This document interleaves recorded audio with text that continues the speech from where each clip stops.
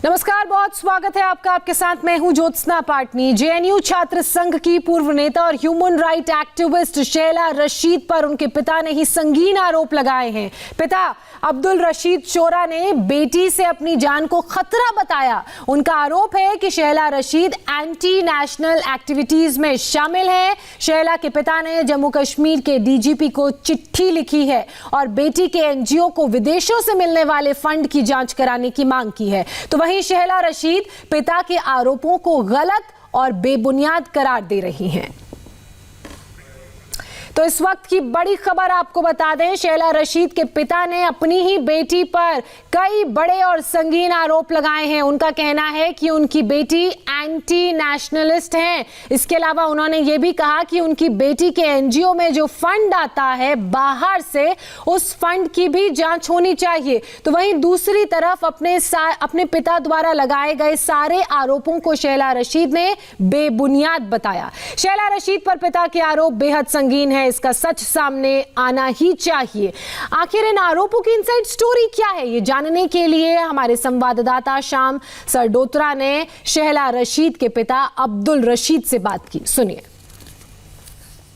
इस वक्त हम आयला रशीद के फादर जो है अब्दुल रशीद है, उनसे बात करते हैं। उन्होंने कल जो लेटर डीजीपी साहब को लिखी है, सर जो कल आपने लेटर लिखी है, क्या नौबत आ पड़ी उस लेटर? मैंने लेटर में एक तो सेल्फ प्रोटेक्शन मांगा है उसमें, क्योंकि मेरी जान पे ख़तरा बनाया था, और उसके बाद मैंने उसमें इन्वेस्टिगेशन के लिए रिक्वेस्ट की है डीजी साहब से और बाकी एजेंसी एनआईए वगैरह से कि मेरी बेटी तो शो कर रही है कि वो एक बेकार है, अनएम्प्लॉयड है, पैसा लेविशली खर्च कर रही है, एसेट्स खरीद रही है।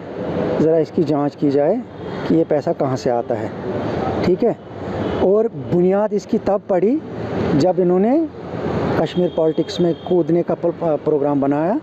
तब तक ये नेशनल मेन स्ट्रीम में थी, मुझे कोई एतराज़ नहीं था उसमें। ये अच्छे संगठन के साथ जुड़ी हुई थी, सीपीआई के साथ, मुझे बिल्कुल किसी तरह का एतराज़ नहीं था। और इसने मेरे साथ जो बातें की थी उससे पहले, उससे मुझे लगने लगा था कि ये कभी ज़िंदगी में कश्मीर पॉलिटिक्स में नहीं आएगी। अचानक इसका आ जाना शक के दायरे में आ जाता है। और जब मुझे इसके यहाँ आने से पहले ज़हूर वटाली ने और रशीद इंजीनियर ने घर में बुलाया, उन्होंने मुझे बाज़ाब्ता ऑफ़र किया 3 करोड़ रुपए का शैला के लिए। मैंने, चूंकि ये मेरे लिए सरप्राइज़ न्यूज़ ही थी, मैंने उनको इनकार किया इस बात के लिए कि वो 7-8 दिन के बाद आ रही है, मुझे पहले उसके साथ बात करने दीजिए।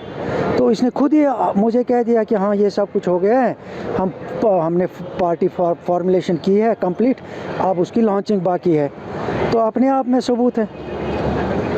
मगर सर, आलिया की अगर बात करें तो वो आप पे भी एलिगेशन लगा रही है कि मेरे साथ जो है वो मारपीट की जाती थी। आपको देखिए ना, मारपीट के लिए पहले तो एक मेडिकल रिपोर्ट होना चाहिए। ये 2-4 एफआईआर जैसे वो कह रही है, मैंने ट्वीट पढ़ा उसका 2005 का कुछ दिखा रही है, वो इश्यूज़ है ही नहीं इस वक्त।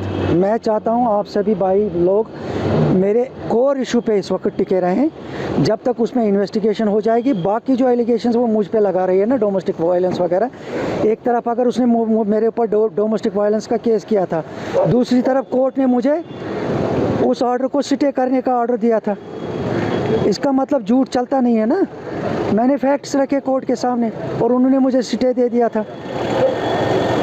मगर सर, फंडिंग की बात करें तो फंडिंग आपको लगता है कि किस हद तक जो है? मैंने आपको बताया ना कि जब इसकी पार्टी में एंट्री होने वाली थी, उससे पहले जो पैट्रोनाइजर्स थे पार्टी के, उन्होंने मुझे 3 करोड़ का ऑफ़र दे दिया था।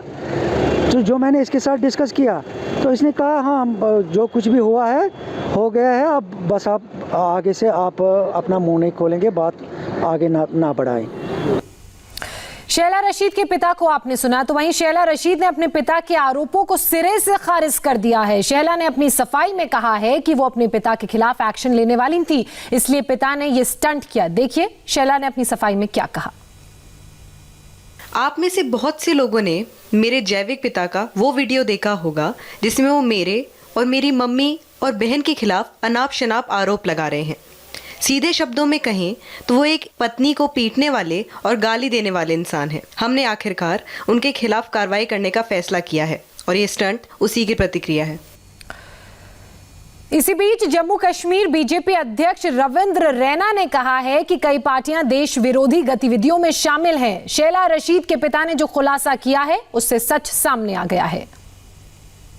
कश्मीर घाटी के अंदर अलगाववादियों ने, टुकड़े टुकड़े गैंग के नेताओं ने, जिसमें शैला रशीद हो, इंजीनियर रशीद हो, जहूर बटाली हो और आतंकवादियों के जो सरगना हैं, इनकी मिली भगत से कुछ राजनेताओं ने भी हमेशा खूनी खेल कश्मीर घाटी के अंदर खेला है।